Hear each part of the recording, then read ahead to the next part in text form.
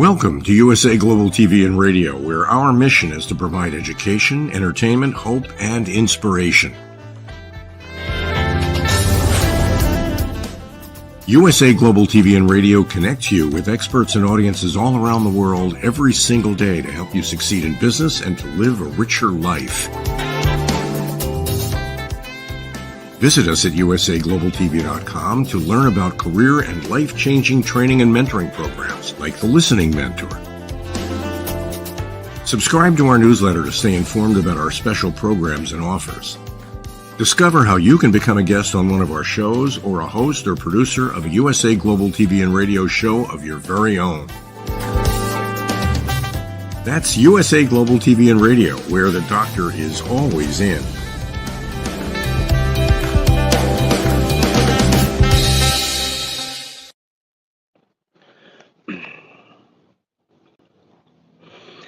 A very, very warm welcome to you wherever you are in the world. I do apologize for keeping you waiting amongst a bit of load shedding and a few technical issues.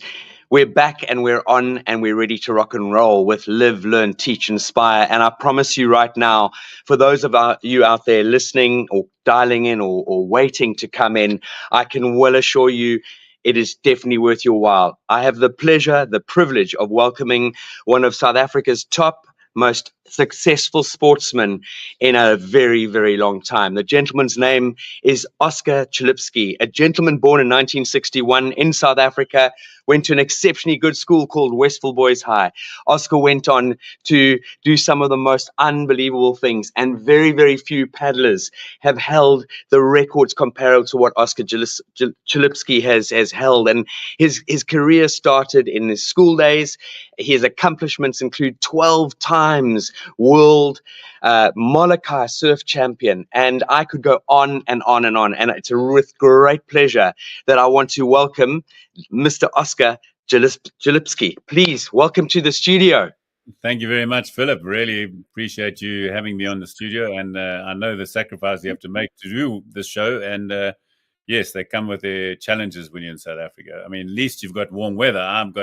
You've left chilly London, and you've left me in chilly Portugal as I sit here in my home in Porto. Oh, my word. But you're still in a beautiful country, Oscar, and that's really wonderful. And thank you so much for taking the time to engage with us on this journey, because with Live, Learn, Teach, Inspire, it is all about what we literally use in that amazing term of live, learn, teach, inspire.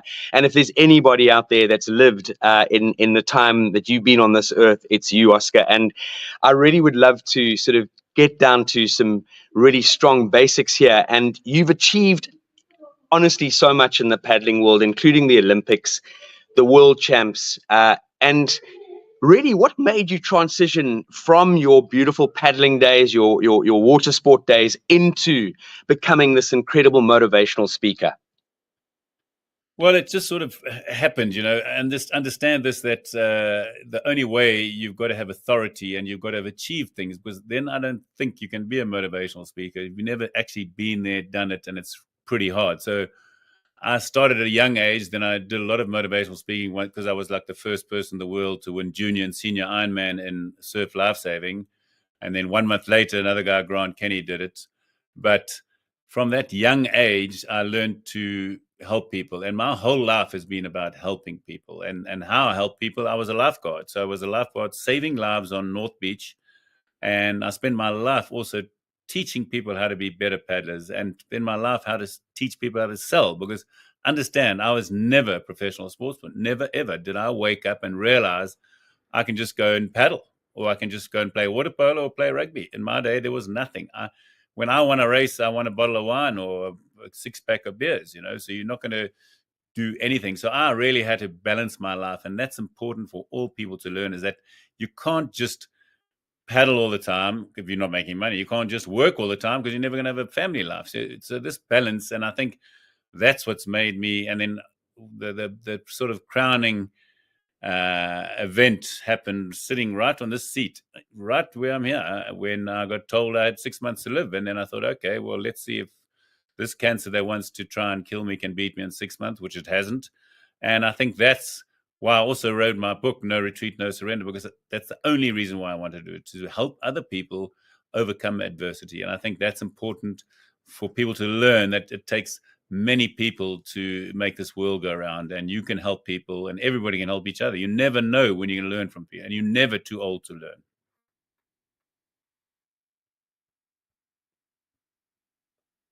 Sorry, I can't hear you. You might be on mute, Philip.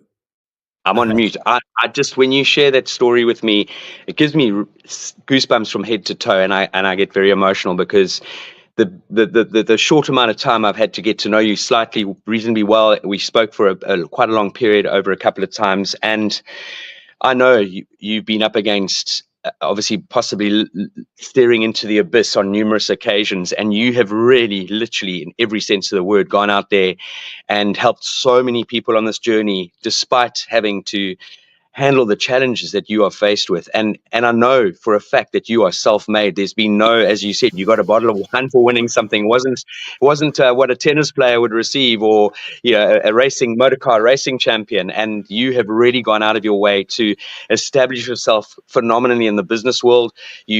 I know I've got an incredible, obviously, reputation behind your skivs, or whatever, the paddling scenario. I know you make your boats and canoes and all the paddle equipment out of Portugal, so it's one of the reasons why you spend a lot of time there.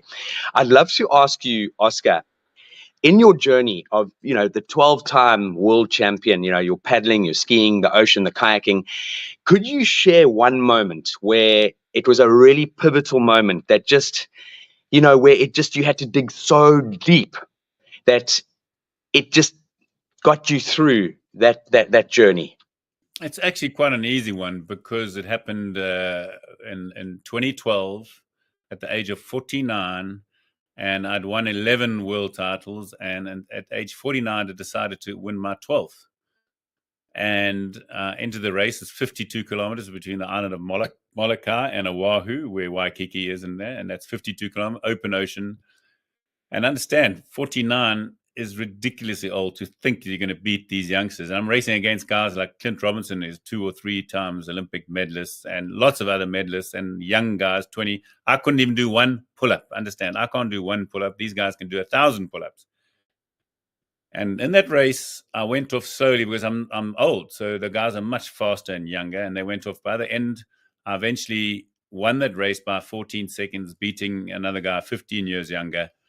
By 14 seconds over 3 hours, 21 minutes. And when I finished that race, I didn't throw my paddle in the air. I didn't do what most tennis players do, and anybody, they shout and they spray the champagne. I just couldn't even breathe. I couldn't even breathe, so much so that I think if I'd fallen out, I would have drowned. So that's how far I'd pushed my body. At 49, my body was crying out. But the biggest and the most important thing in life is that your mind's got to stay positive.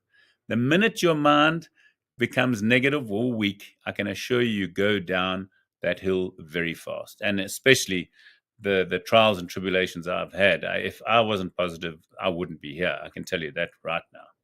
And that taught me how far I could push my body, that race at 49. And Oscar, at what age were you diagnosed with this cancer that you obviously carry within your body? What age were you? 56. I just turned 56, and I was sitting in this. It was interesting. I was sitting in this room, and I had the phone on speaker. Claire was sitting next to me, right in this same couch that I'm on right now. And the doctor said, "Oh, we found the tumor on your spine. It's pushing on your spinal cord. It's eating away your spine." And I phoned my friend in America, and I said, "What the chances?" He says, "Well, you better get back to South Africa.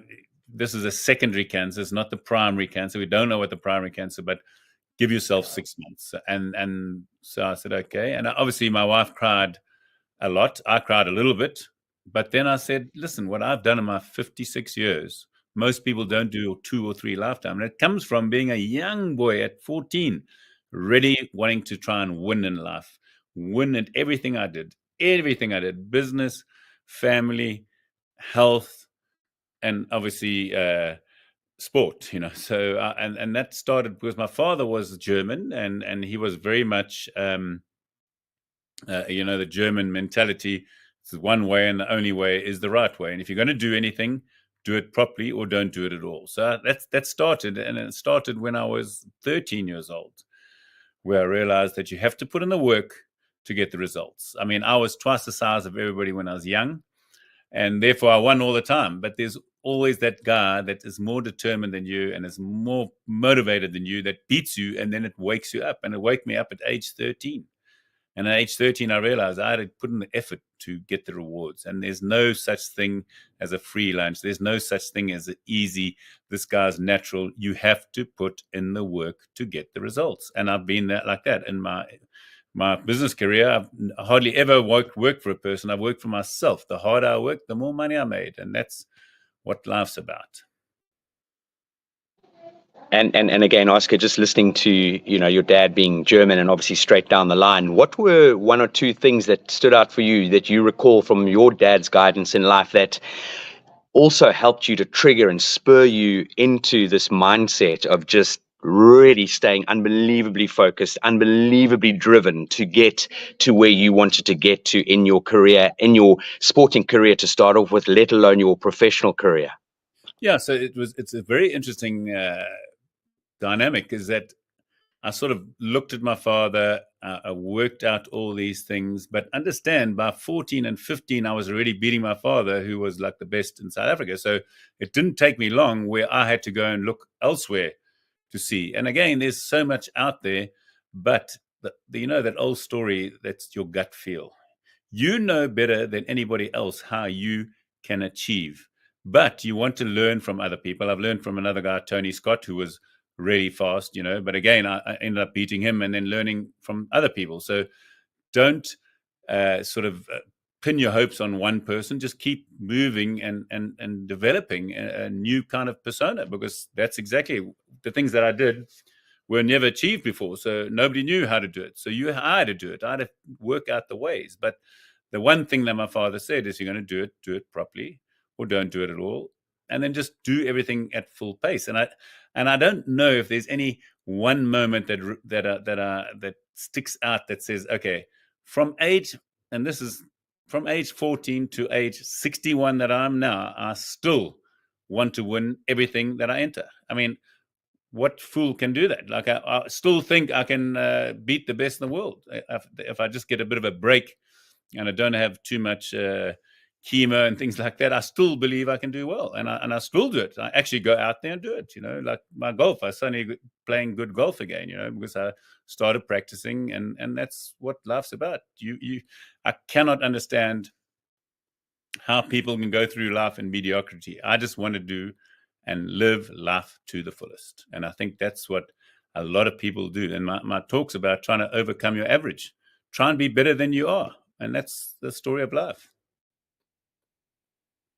Oh, I just love your input there. Just again, it gives me goosebumps, and because there's always someone that we are inspired by, or people we're inspired by, and I know for a fact that you have always surrounded yourself with very good people and people that push you and challenge you, which is just phenomenal. And on that note, just a few moments ago on the screen, that amazing book, which, by the way, I have started listening to, but it's too short a notice for me to really get into it. But I'm very excited to hear more, and I've downloaded on Audible.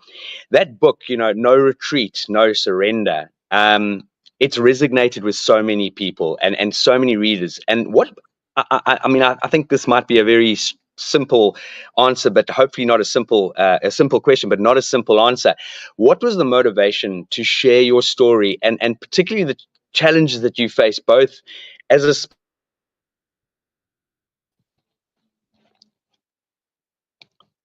Did you hear me there, Oscar? Yeah, I mean, I knew exactly. So I got diagnosed on the 25th of November, 2019 in this seat. And the next day, on the 26th of November, was my wife Claire's 60th birthday. And I organized a surprise party. The only surprise she got was the cancer. But we went to the surprise party. And then on the 29th of November, I'll never forget, I was walking around the Nello factory, which is about 3 kilometers up the road.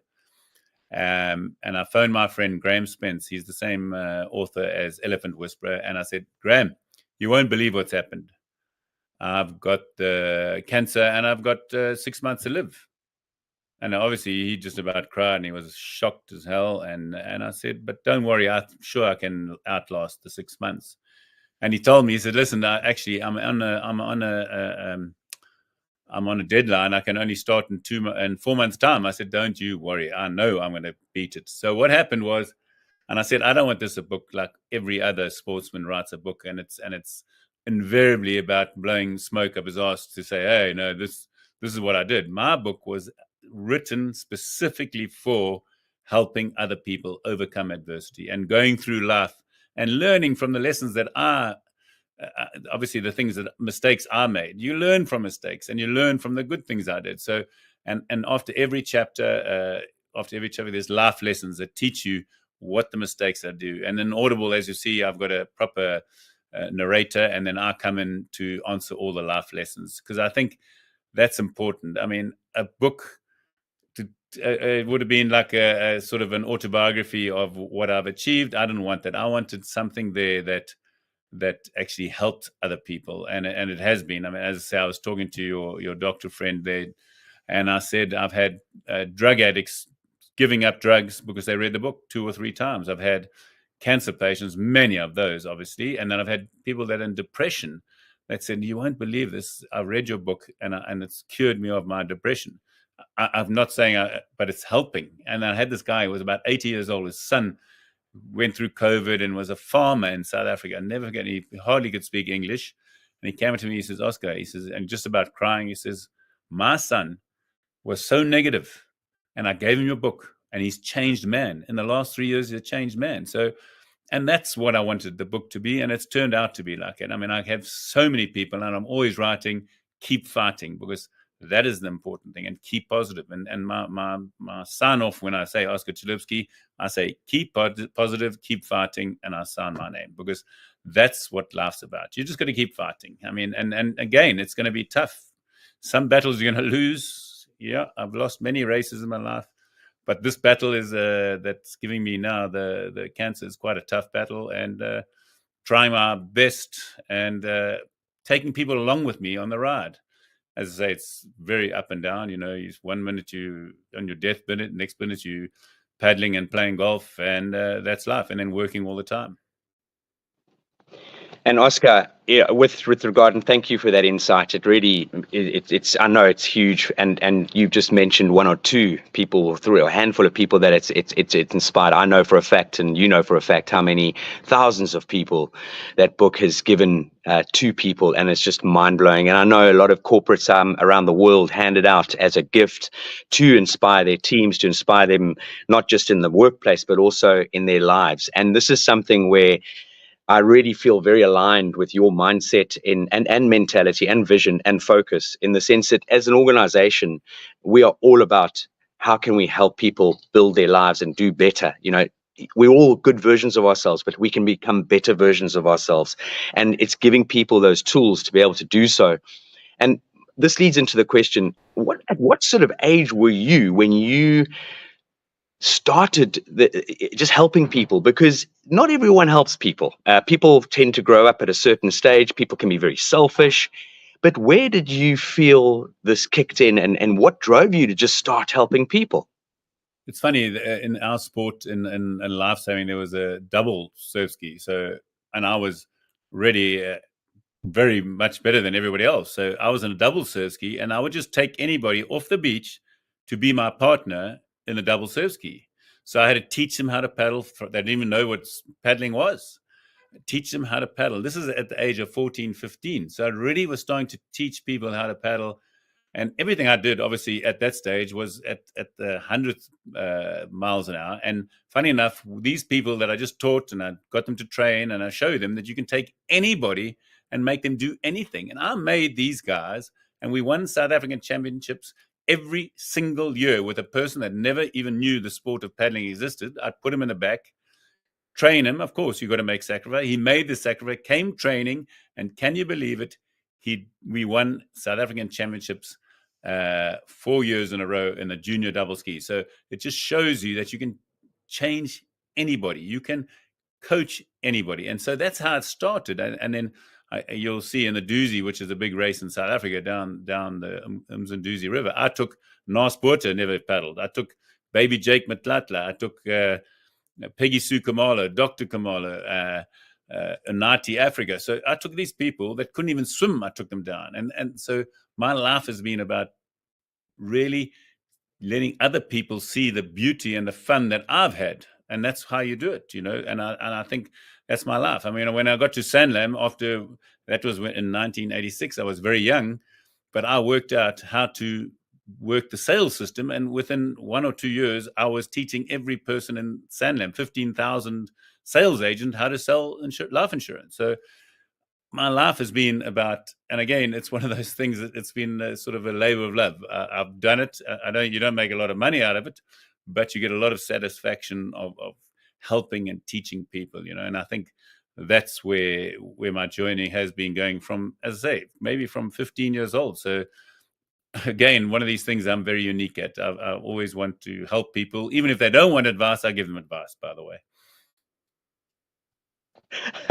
Well, listen, they always say never take advice from someone, below you or beneath you. You definitely can definitely have the authority to give people advice, Oscar, with your journey. And as you said, you've literally done more than most people would do in 3 or 4 lifetimes. So it's just remarkable. Tell me, on that note, I wanted to ask you, with regard to, have you ever read the 5 Love Languages, Oscar, No. by Gary Chapman? No, I don't think I have. No, it's an amazing book, and I think I've already identified your love language, and that love language is very much about acts of service, and that's the 5 different love languages out there. One of them is, and it's not necessarily the top, you only one, but quality time, acts of service, words of affirmation, physical touch, and gifts. And I definitely am putting your love language right at the top there, and it's just phenomenal. And Oscar, tell me, with regard to your sports, your business, and you bring a lot of psychology into your talks.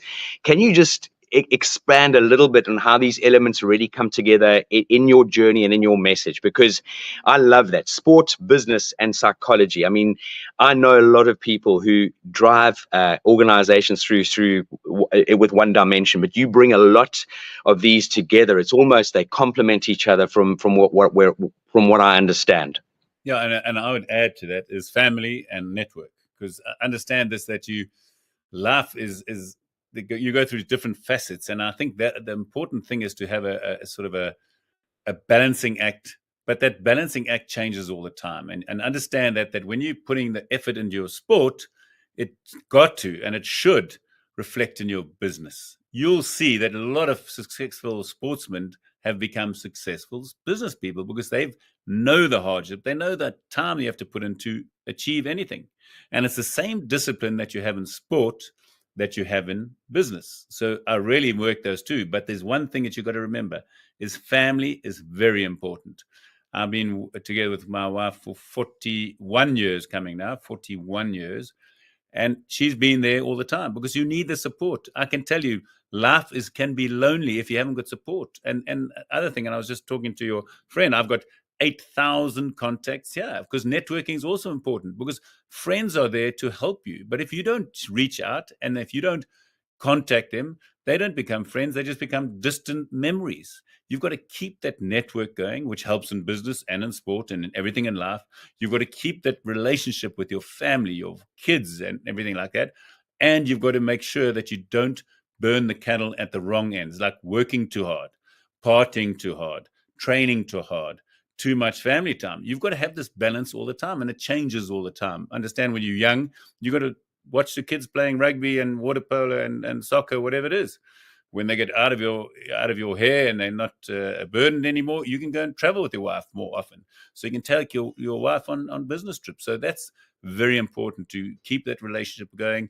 And really, the only way to do all these 4 things that I talk about is to have a goal and write down the goal. So if you want to go to a race in Spain, write it down, and then you've got to have a plan. My life's been about plans all the time. You've got to have a plan if you're going to get to the end goal.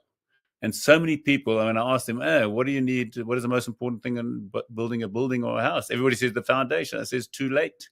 You have to have the plan to achieve that goal. And I'm very goal orientated. I mean, from that young age, I said I wanted to win the junior and senior Ironman, wrote it down, did it. And because I won the junior and senior Ironman, I got a bicycle. So there's always, with the goal comes the rewards. And that's the fun thing. But if you don't write the goal down or don't tell people, you'll never achieve it. So the first thing is, they say, and this is a fact, that if you write a goal down, it's 85% of it's achieved.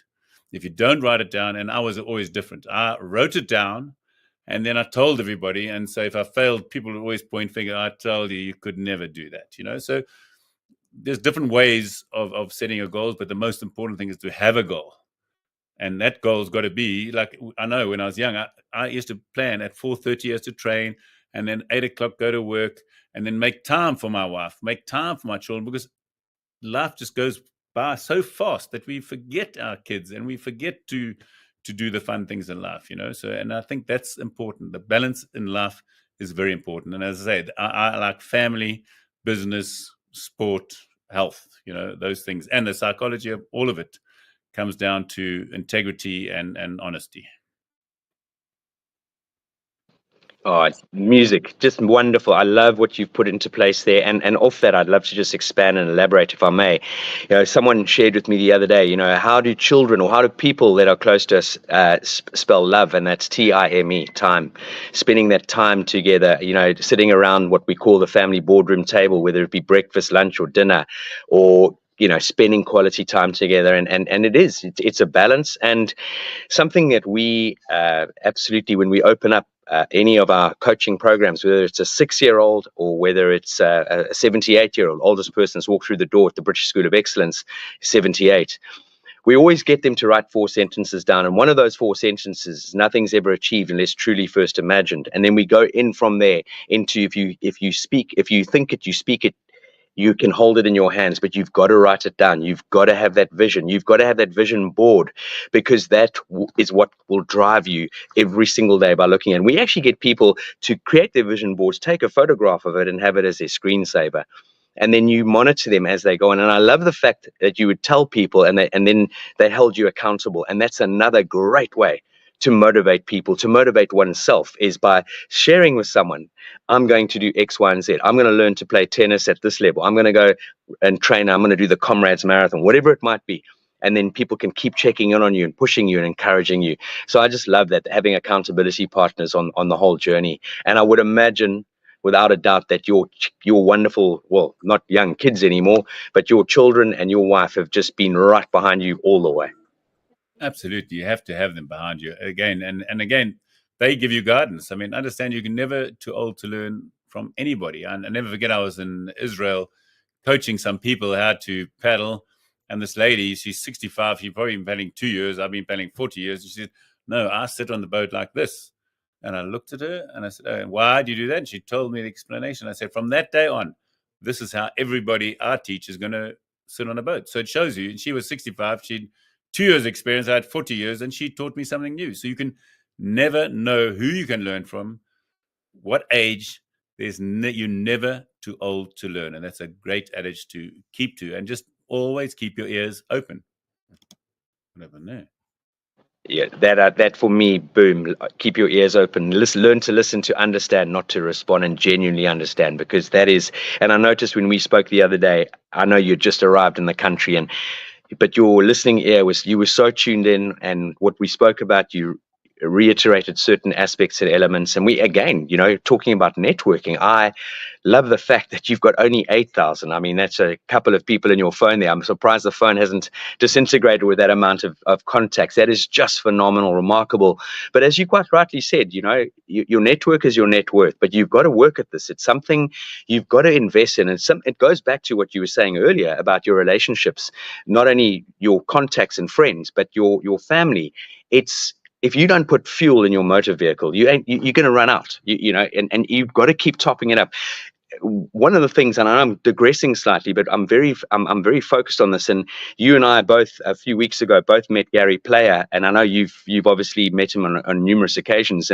But Gary Player was with his wife for 70 whole years, and when he speaks about her, he still wells up and bursts into tears but he says, you know, there's something. He said there wasn't a day that goes past that he didn't get on his knees before bed and say thank you for an incredible day. But gratitude is something that he goes on and on about. Obviously about health, and this is something I know you are very focused on: health, you've really, I think your journey, well, you shared with me your journey to where you are today, giving only a certain amount of time to live. You've really taken this on as your biggest, no doubt your biggest challenge, and you've really gone out there to make a big difference in your own life, but also again a difference that has this ripple effect amongst your friends and your family. And that is just remarkable, Oscar. I mean, just share with us a little bit of an insight into your experience, but not only your experience, the knowledge that you've gained on this journey and how you are still with us here today, which is truly an amazing blessing. Yeah, I mean, my whole life has been that I don't know everything, but there's a lot of people out there that are very much cleverer than me that I can learn from. And I'm always reading 2 or 3 books at a time. And when this cancer hit me and they said, oh, you've got 6 months, and then I flew back to South Africa, and then I had a lady phone me, listen, you've got this disease called multiple bone marrow cancer. You're going to get sick when this chemo comes. I said, okay, well, if I get sick, you know what I'm going to do? I'm going to fast for 3 days. And I fasted for 3 days. And I never, ever got sick. And the cancer never affected me. And again, I learned that from just being clever, reading people saying, listen, if you've got no food in your stomach, how the hell can you get sick? So I never got nausea. I got nothing. I used to finish my chemo and go and have wine and all those good things, So I learned from that how you've got to think out the box. The doctors are there, yes, to help you, but it's up to you to think differently. Think differently and find different ways. I mean, yes, I mean, I was basically given my last rites in November last year. So I was back in stage 4 in hospital for 21 days. And I said, okay, there's no way I'm going. Excuse me, the priest for coming. Yeah, I think you're a bit too early. And I said, no way. So what I did there, I fasted for 21 days. I didn't eat for 21 days. People think that you're crazy, but that saved my life. My markers went like that. And then stupidly, and me being stupid, you can always make mistakes, is that I carried on with this very expensive drug called Darzalex. And within 3 months, 4 months, just on 4 months, it stopped working. And the reason why it stopped working? Because I didn't fast. So I've got the most aggressive cancer out. And now when I look back, I think, no way, I've just got to fast. So I've got to make these sacrifices. And I know, and I've read a lot about Professor Thomas Seyfried, Dr. Jason Fung. So I know what a human can achieve. If you had 12% body fat, you can fast for 6.5 weeks. So I've got no problem in fasting for a month or 2. I don't care, but I'm going to try and outlive it. Because yesterday, as I told you, the doctor gave me the news. He says, there's no more treatment for you. Go home and die. I said, surely there's something you can do. He says, no, there's nothing. Just go home. Well, I said, how long will I last? He says, maybe a year, but I don't know. I mean, what kind of doctor says that? There's got to be alternatives, and I'm looking at alternatives. And obviously, I'm on other medications. I'm researching it, and now, if I don't get on this trial, which I'll know on Wednesday, then I have to go on a thing called CAR T, and that costs between $1 million and $3 million. So I'll have to do a lot of crowdfunding. So that's when your network's going to come in. So they either can keep me alive, or I'll just keep fighting without any medication. So those are the kind of things that can happen. And again, at no stage, and this is the important thing, at no stage. I mean, I've got a big hole in my head this side. Yeah, I can see. And I've got my ear cut off because I had skin cancer. And some people always ask me, do you get down? I said, no, you cannot get down. If you get down, there's no way you'll get up again, because it's tough. Because what happens if you get down, your family gets down, your network goes down, everything goes down. If you just upbeat all the time, and everybody say, oh, you're looking so well. I said, yeah, I wish, but inside me, I'm not well. But that's the most important thing. Your brain is the most important thing, and you just got to keep it positive. There's nowhere else. Gee, I tell you what, I wish you could spray that, and I know you do through your beautiful work and standing on stage in front of various people around the world, corporates and individuals and children and inspiring people, but just if you could sprinkle some of that energy around the world, oh my word, we'd be in a completely different different scenario as the world stands right now, that is for sure. And Oscar, with your upbringing, your dad was obviously very clear, doing things focused, stay true to yourself, be honest, be authentic. And on that journey, I know your upbringing would have been very strongly based on good etiquette and manners, and I would like to say without a doubt that has served you through your life as well, of how you treat people wherever you are, whoever they are, and through your beautiful politeness, your etiquette and manners, and your strong emotional intelligence, and not only that, your sense of just giving is just extraordinary. And I just loved your little insight on your upbringing when it came to, towing the line, and knowing that you had to sort of say your yes pleases, your thank yous, parat, as they say in the Afrikaans language. Yeah, it's interesting, and gets back to my mother, who died of cancer at age of 42. And our house basically was like the halfway house. When we went to an event, and they weren't huge those days, this is going back 50 years, my mother would bring enough soup to feed 50 people. And from that day, and when we had a lunch, we had like 20 cars outside our house, and everybody got fed. So everybody came to our house because they knew we were giving, and we weren't wealthy or anything like that, but we just gave and gave and gave. And I think that's why to lose your mother at age 42 when I was 18 years old was tough. But I saw in her how giving she was. So I think that's also what attributed to. And then I was born up with two brothers and a sister, Herman and Walter, great competitors. And you can see, if you're in the right environment, you suddenly get better. So everybody was good at sport because I was pushing them and they were pushing me. And that's how we became the best in the world. So you have to have adversaries and opposition in life. Don't think life just goes and you're going to be the best because you just got this natural talent. No, you got to put in the work, and you got to have other people pushing you and getting you out of the comfort zone so that you can actually achieve more than you ever thought. And that only happens with opposition. And I think that's what happens in business. That's what happens in life. You've got to have the opposition. Don't think opposition is a bad. Think of the good of opposition. Thank you for a great answer, Oscar. One of our listeners has sent in actually two questions. The first one is, again, what an amazing program. And she's got a question along the lines of, how do you maintain the balance, Oscar? Obviously through your journey, you're now 61. You're 61, aren't you, Oscar? You are. Am I correct? Yeah. How do you maintain this? How have you maintained this incredible balance through your journey? Because as you said earlier, there's no plain sailing. You do get curveballs thrown at you, and some really bad curveballs, which you've obviously had. How do you maintain that amazing mindset and balance? I think the question should actually be is, how do you learn to get this balance? Because the balance comes because you've written it down. You know what is right. You think you know what is right, but you've got to go and listen to other people. They've all had trials and tribulations that you can learn from. And I think social media and reading, and you will find out ways to get that balance. Because for me, and as I say, how do you get that balance? I've had that balance all the time. That's my sort of life DNA, that I know I've got to spend time with my family. I've got to spend time in the business. I've got to spend time training. And then I've got to have some downtime. Downtime is not a big thing for me, by the way. So that's probably the only part that goes off balance is the downtime, because I'm always going. My wife always says her favorite, I'm exhausted. And I said, oh, what have you done?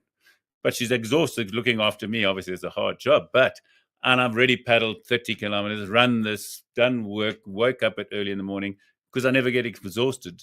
So I'm feeling sort of always fresh and ready for the next task, So I don't relax enough.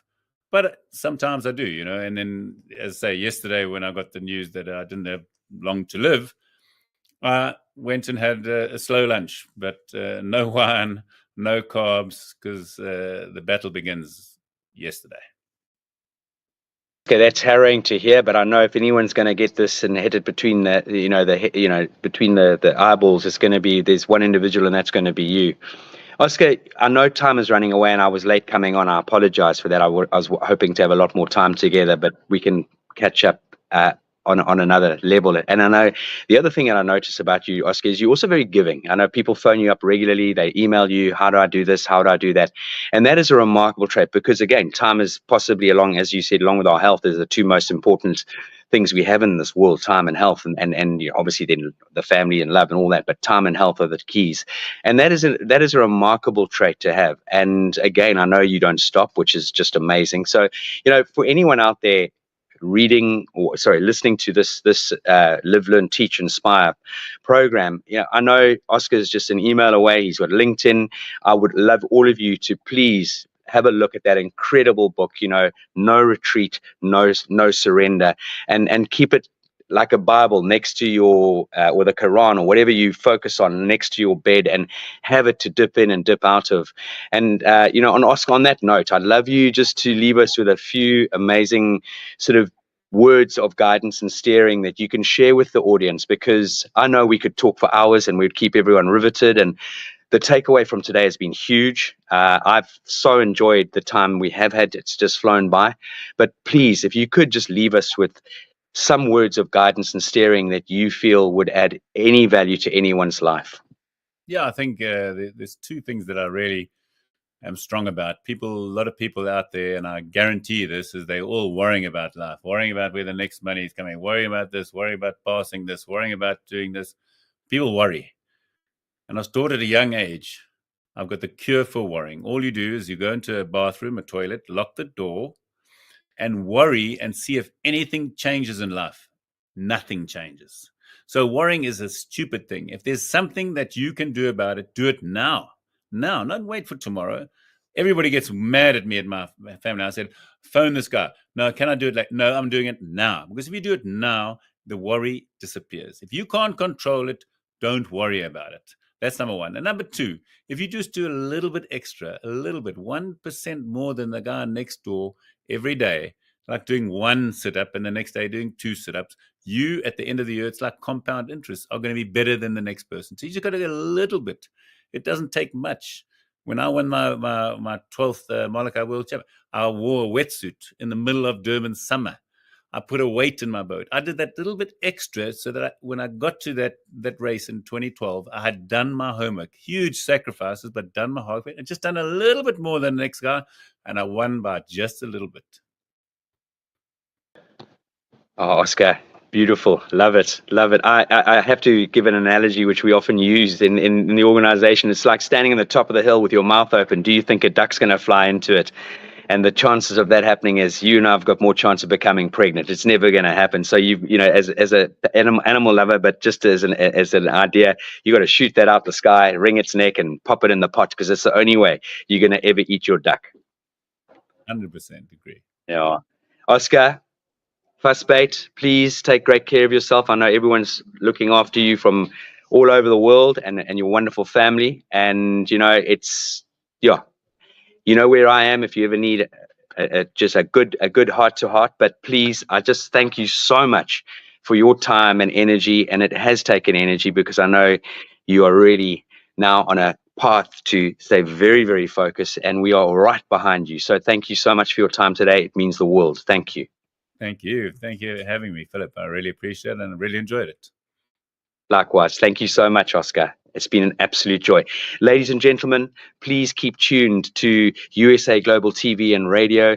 Keep tuned to our YouTube channel, on the British School of Excellence YouTube channel. We would love you to follow us, and we are going to be having many, many more Live, Learn, Teach, Inspire episodes this year with some phenomenal guests that are lined up going forward. So please stay tuned, go onto our website, click on the socials, and you will be informed of what we're doing and what we are all about. And this is about changing lives and going forward, because we are all a shepherd in this world. We have the duty to go and guide, steer, and help people. That is what we have at our fingertips, and it's a privilege and an honor to be in this field, in this space. Every single one of us, go out there, make a difference. Do that 1 extra percent, that 2 extra percent, and your life will change. Thank you all very much.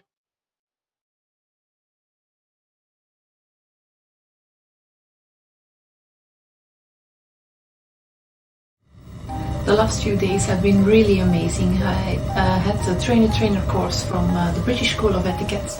And I must say it's been one of the best decisions I've ever made, and one of the best investments I've made in my own training and development.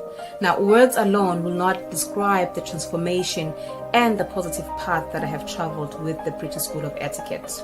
I find really I learned a lot from the lessons this time I came. The last few days with the British School of Etiquette have been fantastic. And what I've learned now is really beyond my expectations. This is the most rewarding experience and the best investment I have made this year.